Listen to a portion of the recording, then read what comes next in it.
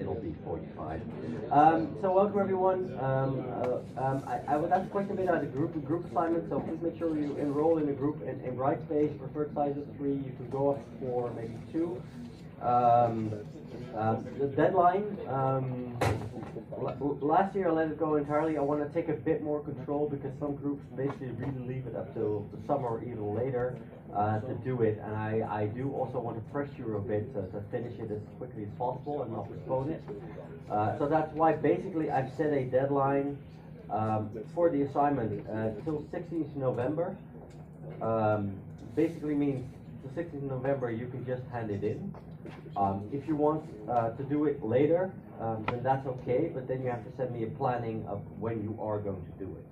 So I want to have a bit more control over when you're doing it, and I want to have students postponing it, and the last thing I want is a student coming to me, yeah, I want to graduate next week, but I still have to finish your assignment. And then suddenly it's like, okay, but then it's my problem, which it's not. Yeah, so about the subject, I'll post a couple of reports online you can use. Next Monday we'll also be talking about vehicle routing problems, so that's a typical nice example you can take. So Monday we'll discuss a bit more about what kind of topics are usable. But know that the preferred deadline is 16 November. If you hand it in before that time, I think that fits nicely overall with your schedule. So then you can work on it during after the exams a bit, and finish it the week after the exams, and you can finish it before you have to start really handing in assignments for the courses in period 2 in the second quarter. Okay, any additional questions about this? I think I posted some comments online, so if you really want to work alone, contact me and you'll see, okay, is that okay, acceptable? I know there's some people from the Air Force who are only here like half a day a week or something, so for them it's difficult to cooperate. Okay, and I have a few, pretty random. A few other people who have special requirements. So I know we have one PhD student, for example. So in that case, it's okay. But check with me if it's okay to do it alone. But if you're 2 to 4, then just go in the group. Okay. Let's go through the answers to last week's lecture. I noticed attendance of people completed has fallen a bit. I think I saw 98. So we're losing more and more people. More and more people having trouble to keep up. But I'm guessing everyone here is keeping up with this. Quite a few are probably not. So again, try to catch up, and because the exam is right a week after the last tutorial, so we're on a really tight schedule. So there's very little time to catch up. So please make sure you keep up with the course, even though I understand your lives are busy. So good. Assignment 1. So basically, we have the Northern Airplane Company. We basically had a parameter table, and basically if you want to make this into a transportation problem, so of course the assignment is to make it into a transportation problem. Well, we need 4 times 4, 16, but there's actually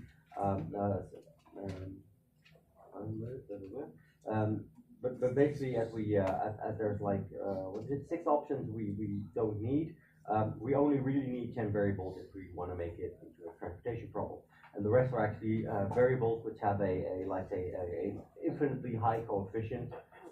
So you don't want to use them. If you make an LP problem solve with an LP solve, you just leave these out entirely, so you don't need them. There was also a bit of confusion about this assignment. So again, the idea was to create a transportation problem. There is actually another way to solve it, and I'll show that in a second how you can do that, and that actually ties in nicely with networks, because there's also a network way of solving this problem, which is actually nicer. But purely the transportation problem, this is how the solution looks like.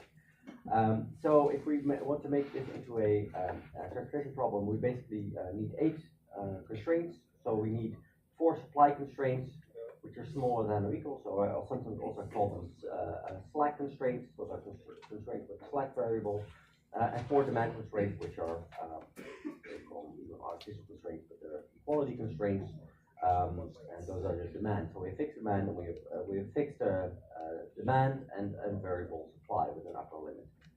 So slack month is slack month 2 is 30. Can produce 35, but we only produce 5, so there's actually 30 of slack in there. So that month is too expensive, basically. The reduced cost is 0, which basically means in this case that there isn't a unique solution. So there's actually multiple optima. partially due to this problem being overdefined, because we're actually producing, and then it doesn't really matter, for month 1, we're producing for month 2 and 3, but it doesn't matter which is where, so we can just shift between that, and it doesn't really matter. So there's a lot of different solutions, so there's no unique solution. If we have 100 supply, if we want to really make it into a transportation problem, we have 100 supply, 70 demand, so we need 30 dummy demand, which we can then, let's say, put our slack supply in, and that's actually equal to the slack in month 2. So you'll see that month 2 will supply the dummy demand. We need 5 columns by 4 rows, so we have 4 destinations plus a dummy destination, 4 rows, so we actually have 20 cells. We have 6 basic variables, and the initial solution is 77.9, and our option is 77.6. So 77.3 actually. I've got it here. So the optimax is 77.3.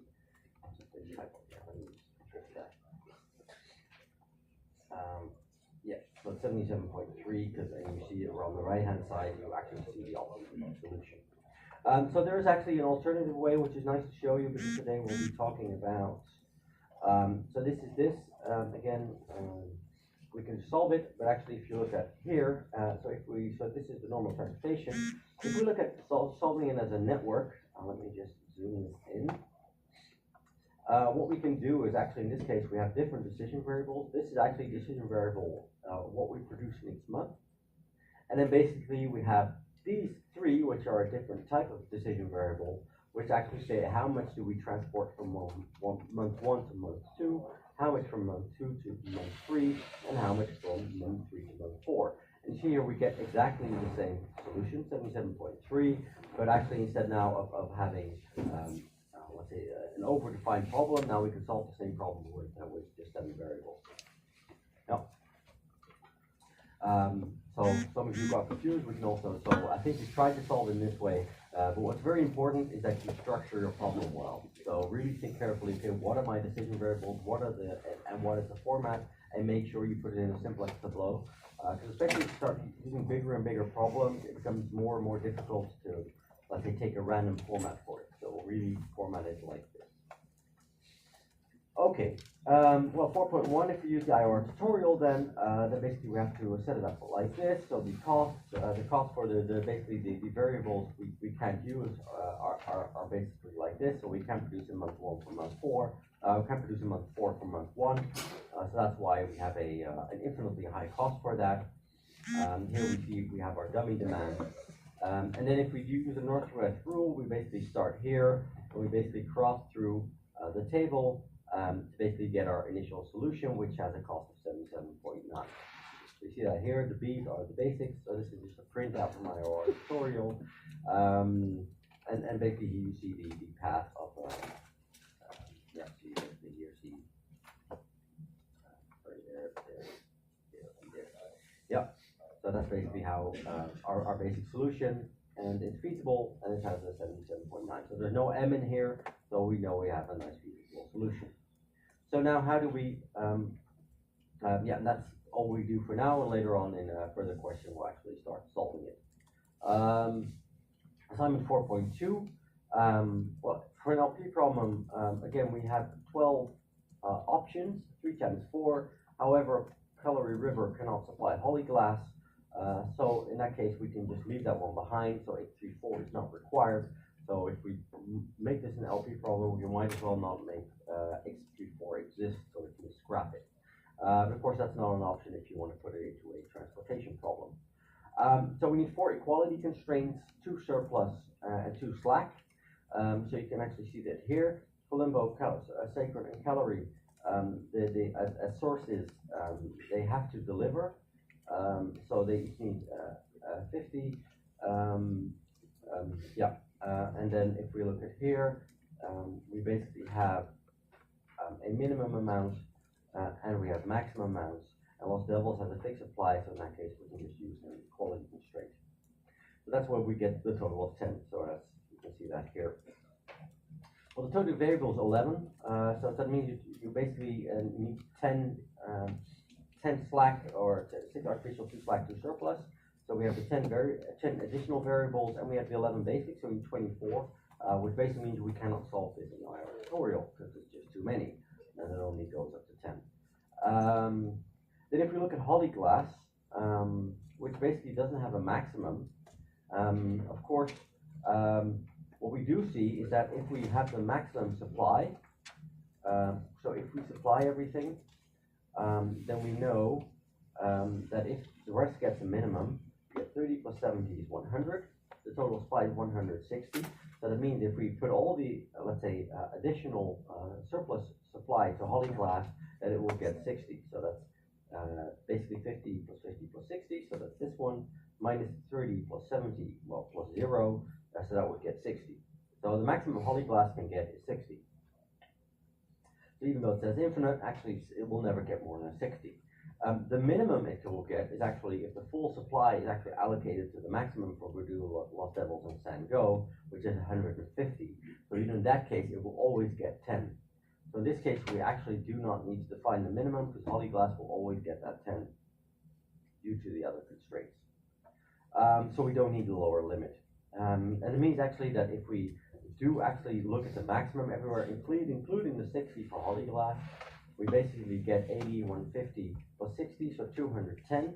We have 160 supply, so we actually need a dummy supply of 50, which then basically will feed into, I think mostly, will feed into all the additional supply requested. So you cannot use that for the basic supply, but you can use that for the additional supply. Yeah. Well, if we then use the solution, then of course we'll using the Northwest rule, we'll actually allocate the Holly glass. In that case, we'll get an initial solution which is infeasible because we're actually supplying our artificial constraint. Okay. So then, if we do this in the IOR tutorial, well, basically here we have the cost. Here we see we have the 5 destinations, so we need actually 5 destinations. So we need a minimum for Voodoo and a maximum for Voodoo. So for the basic and the additional, for Lost Devils we just need 1. For Sango we just need the upper one, and for Holly glass we also just need the upper one. So we actually just need 5 destinations, and the rest we can scrap. We don't need them. Yeah. So you can see them here. Well, you can see we cannot supply the basis for Voodoo or the basis for what is it? Or we cannot supply Lost Devils. So the dummy source is not allowed to supply these two, but it is actually allowed to supply the others. You know? So there's a lot of logic and thinking on, okay, how does this work, and then how can I do this? So that's slightly tricky. Okay, so now if we use the Northwest rule, we follow this path. So 50, so we get this one, this one, and then what we found out is that we actually run. The supply will actually supply both of these, and then it runs out. So you'll actually, what you'll have to do is that you'll have to basically create a basic variable which has a value of 0. So you basically have to use call that degeneracy before. So it actually means we can either make this one basic with a 0 value or this one basic with a 0 value. But because both our supply and our demands are fulfilled in the same time, we actually have to create a basic variable with a value of 0. And then we basically cross out through, and at the end we end up having to supply, what is it? In this case here, we end up supplying number 5, which is Holly glass, from the Calorie River, which of course is not allowed. So that's why we end up with a infeasible solution where we have to give the artificial variable a value. Yeah. So in this case, well, basically, in this case, we have to use this penalty.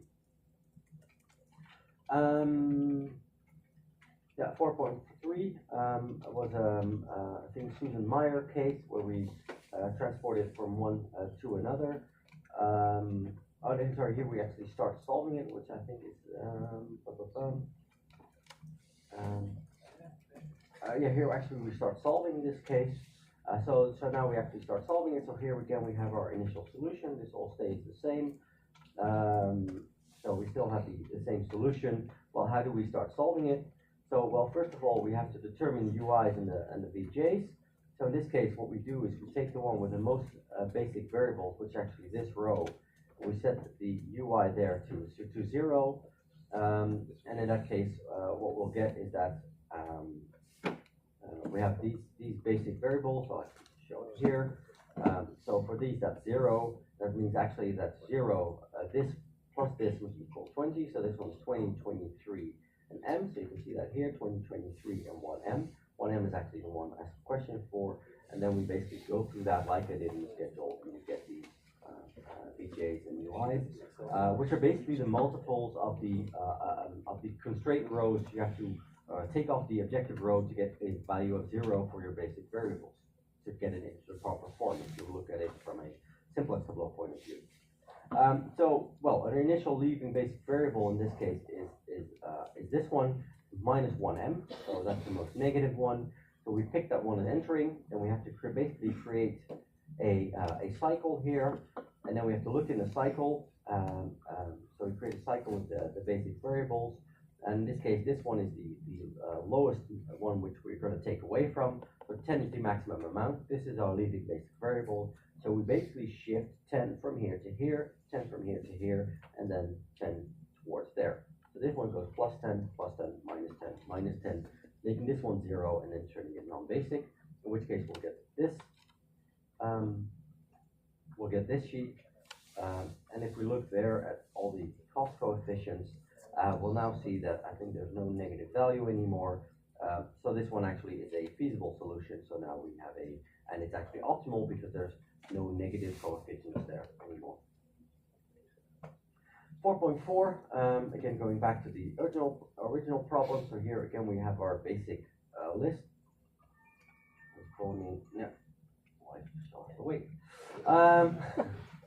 You guys go first. So. Don't tell her that. Okay. So if we look here again, we have to determine the UIs and the VJs. So in this case, we take this row as 0. Basically, this one becomes 11, 10, 11, 25, 11, 40. This one is 11, 40 plus something, 11, 15. So this becomes minus 25, etc. So you can basically see that here. So that's how we determine them. After we've determined them, again, we calculate the cost coefficients for our non-basic variables. And there, if we see negative numbers, it means shifting there means we'll get an increase in the objective. So if you look here, the most negative in this case, actually this one, becomes our entering basic variable. Again, we have to create a cycle. In this case, we see we have a minus 10 and a minus 20, and this is a plus. So the 10 here doesn't matter. So again, with the maximum we can move is 10. So we shift 10 here from here to here, and then shift it towards here. This is the leaving basic variable. Then we get this coefficient, and then basically we do that I think a couple of times to end up with this solution. And in this case, what you can see, we actually have a non-basic variable with a coefficient of 10. So we have a non-basic variable with a coefficient of 10, and that actually indicates, as we saw before, also from working it down in Excel, that there is no single optimum solution. So we can actually shift towards that without getting a different optimum. So we can actually we can shift to the non-basic coefficient with a value of 0 without actually changing our objective. So there are actually multiple optima in this case, and in this case it's because we've overdefined that problem. Yeah. 4.5. This is the Susan Meyer case. We are hauling basically from a pit to a construction site, and there's different costs involved. If we create an LP problem, of course, we need 6 decision variables. So from which pit to which pit, so there's basically 6. We have 5 constraints, so we have a maximum from each pit, and we have a requirement for each site. So you can see it here on the right. So these are maximum constraints for the pits, and these are the demand constraints for the supplies. If we want to solve this using the simplest method, we need 2 slacks. 2 slacks for the pits, 3 artificials, and of course we had 6 decisions, so we need 11 in total. Again, more than the 10 we used in our tutorial. But what we need to do is basically we have an oversupply, so we need to create a dummy destination. So to calculate that, we have a total of 32 supply with 25 demand, so we have 7 oversupply, which we can then put into a dummy destination, which basically means we end up with 2 sources and 4 destinations, so 3 plus 1 dummy, so we need 8 cells in total. Now, if we put that into our tutorial, basically shipping it to the dummy destination has a cost of 0, so we can just dump it for free, basically. And then basically, if we use the northwest rule, we basically go through it. So basically here, we apply the northwest rule, and here we go like that. So it's applied here, and then here and here. And if we then again determine the UIs and the VJs, I'm not sure why it's like this, but okay. UIs and the VJs, this one says minus 100, so shifting there will actually improve our objective. So again, we need to create a cycle. So we have to shift from to there. So we actually create a cycle to shift it there.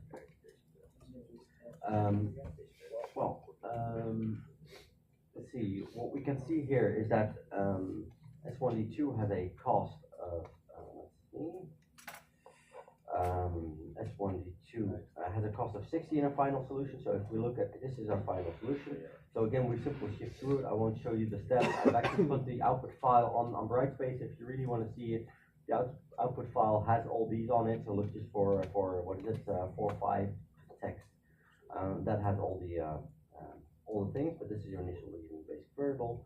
And if you look here at the solution, you see S1D2 has a cost of 60, and that actually means that if we reduce the cost by 60, more than 60, the cost coefficient there will become negative, and in that case it will become beneficial to shift cost there, actually shift our corner point solution towards that solution,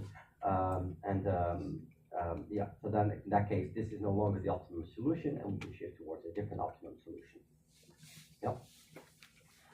It will, useful tip for pit south. When we will actually shift using to actually, that means that we will no longer not fully use this one. So actually, we're from pit the north pit. We're actually not in the south. Here, but we're seeing now that actually we're dumping it from pit 1,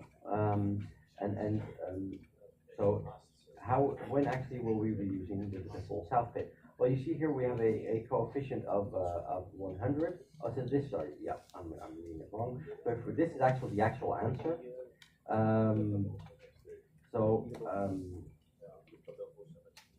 So here we see a cost of 100, and that basically means that if we lower the cost for this one with 100, then actually we will shift it there.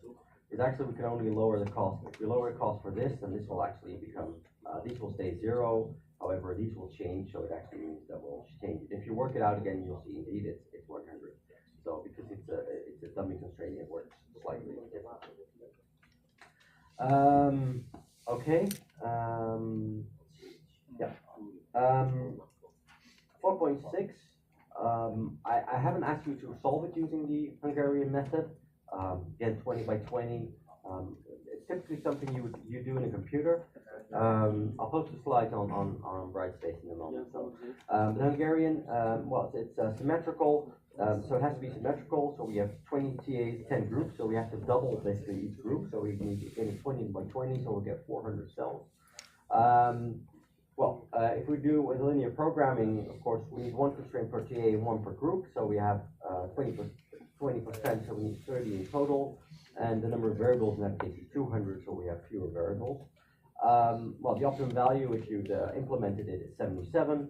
And if you want to create a maximum constraint, which is actually, in that case, we're getting actually to integer programming. So this is one way of solving it. We can also use integer programming to solve it. So in that case, what we basically have to do is we have to create for each tutor, we have to create an extra constraint, which is the sum of the cost or the profit per choice times the variable for that choice minus Cmax, and that has to stay larger or equal to a certain number. because we're going to try to maximize that. So we actually want to make sure that this doesn't become larger than what is possible. So we will simply have the largest possible value within a certain constraint. So we want to maximize the minimum choice. And the minimum choice, this has to be larger, has to stay larger or equal to C max. So basically max has to be the lowest choice we assign it to. So again, this is logical thinking, which is very important also next week when we talk about integer programming. So the objective in this case, if you for example take a factor of 100 times the C max, then it becomes 100 times C max, which is 3 plus 77. So you actually see the overall objective for the sum of our choices remains the same, though the shift is different. But we do have a more equal distribution of choices, so it's, let's say, more fair. So there's no change in the average choice, even though we've applied that in this case. In some cases, you will, of course, you sacrifice a bit there, but it would be more fair. I've also posted an LP file of it. Let's see, I'll show you that as well. Let's see here. I've already opened the tutor preferences.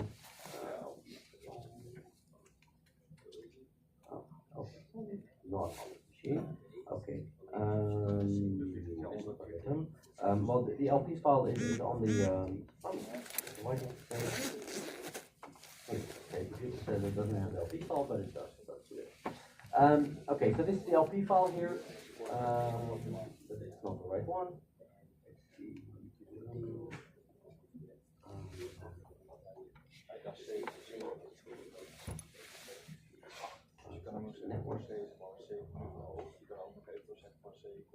Well, I'll just show you here. So this is the Excel file. So you can see here we just have the preferences. You have to make sure to use the other one because the standard one before didn't contain the macros. So you have to just move the sheet to, for example, the example sheet. Just make it trusted. And here what we do is we just use like a string addition. So we add the strings together. So we just add an X in this case. In this case, we add this one plus this one. So that basically creates our, in this case, our decision variables. So here we have a list with full decision variables. And here basically what we do is they say, okay, the sum of these decision variables for tutor has to be equal to 1. Here we do the same thing for group. And also here then we have the constraint for group. And here actually I have an additional function which lists them so you don't have to copy them one by one, but you can actually just copy the whole thing in one single time to LP solve. And here, additional to this one, what I've also done here is then another string addition where I actually add the objective value for each choice in front of the string. So here we see the addition here. Well, that means that if I just take, basically, if I just put all these together and sum up these variables, and I add actually the maximum, then I have my objective. And actually here for tutor, what I do is that I just, again, take per row, I add up all these strings, and then say minus C max has to be larger or equal to 0.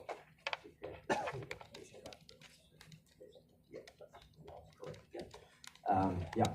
So now I basically that way I create my constraint. I just copy paste these yellow fields into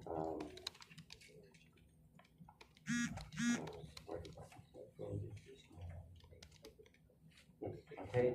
So I copy pasted those into LP solve, and then I solved it. So I hope some of you would be thought this to work. Again, you cannot use these these special functions I created. However, it means you need to do a lot of typing, and if you have big problems, it becomes a lot of work. So actually, by self-creating these functions, you can use it much easily. But actually, if I get even larger problems, so for example, for the GSE assignment, which I'll talk about a bit more about on Monday, there I actually have a full Visual Basic program which reads it from a database, so writes results to a database, and combines it in that way. But that's mostly because of the more complex data. So at one point you run into the limits of Excel, and then it's actually better to shift to another language. But for simple problems, using Excel, it works quite well. Okay. Yeah. So I guess you can get started with the assignment. I'll just check if I can still find the original problem here. Yeah. And then well, in any case, it's actually on the right space. Let's see. So if you go to lecture assignments, then it should now show the answer files. Lecture 4, 8th of October, which is now 10:30. So it should actually be available now.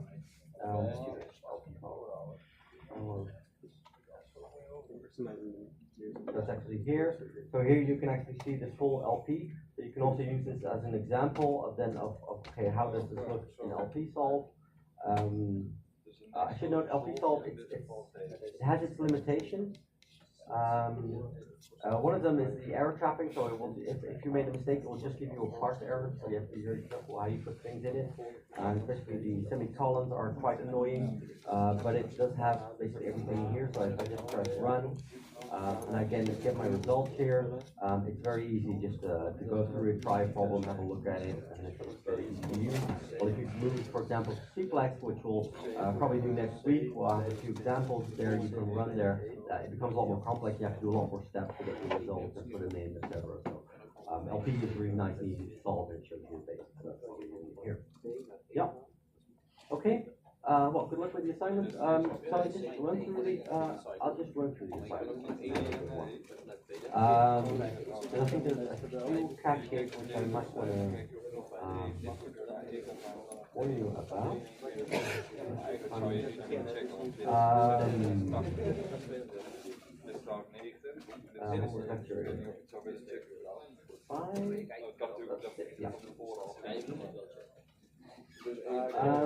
Let's see. So the first one again is a standard network problem. So a big problem, one-way flow. So basically using Dijkstra's algorithm.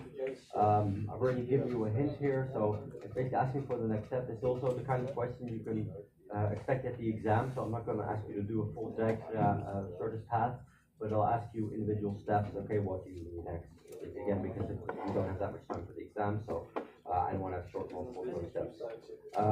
So okay, this one again should be pretty clear. This one is basically using then Excel. You can also use an LP formulation, and if you really want to, you can also use Dijkstra's algorithm. But that's more advanced and it requires quite some programming skills. So I think it's good for your programming skills, but within it, if you can use it in Excel, or maybe you can use Excel to create an LP formulation, then that's, I think, it's good for this case. Yeah, so just read this one carefully. What the things I did, and I'll talk also on Monday about my own final thesis work. So this is actually for my own final thesis work. So what I did there is first I create paths using Dijkstra's algorithm. Then I use a penalty function to actually get an additional path, so an alternate path. So what I do, I basically describe it here. So I multiply all the distances of the shortest route by a factor of 2, and then I run it again, and then I restore the original differences, and then I get an alternative path which differs as much as possible from the original one. So that's the way I create alternative paths. So again, so I'll look at that. So this one question is actually new. So how many variables do we need to formulate this as an LP problem? So just think about that. You can even put it into LP solve if you want. How many constraints? Well, how do we formulate the constraint for node 3? And then solve it with an augmented path algorithm, and then coordinate an even. Well, I've given you just an example here. So solve it using augmenting path algorithm also to get the train with that. Yeah, so it's best you table like this and then actually have this next to it, otherwise you're continuously scratching out what doesn't work very nicely. So table like that, and then it's also in the slides. I also have the table there, so follow that, and it's easier to write down. You just copy paste this table down every time and then update it and take the next step. Here, yeah, so again, this is I think the shortest minimum cost problem. So again, formulate an LP problem. So first formulate an LP. So what is the objective for a maximum flow? Also use IR tutorial, so it's a bit tricky to use. And there also, we have a bypass flow. which we won't use for the LP formulation, but we do need to do that for minimum cost flow. So we basically put in a flow which is too high, and then we see how much of that flow we can actually get through the actual network, and we try to minimize the flow through our bypass. So our bypass has a cost, and by minimizing the cost, we're minimizing the flow of our bypass. So it's actually, let's say, maximum flow, but actually with a minimum cost method. Yeah, so there we can create cycles. So we'll try to explain this on Monday. We'll have a look at that and see how to do those. So yeah, it works by adding cycles. Hopefully that will help you understand it. Yeah, and just run through it. If you look at in IOR tutorial, it actually has a lot more examples in there you can run through. So again, also run through the other ones, but here I'm just asking for the first one, but also just have a look at the other examples and get a better understanding of, okay, how does this, the network simplex method basically work. Okay, good luck. If there's any questions, let me know, and if there's a lot of same questions, then I'll add them in the session.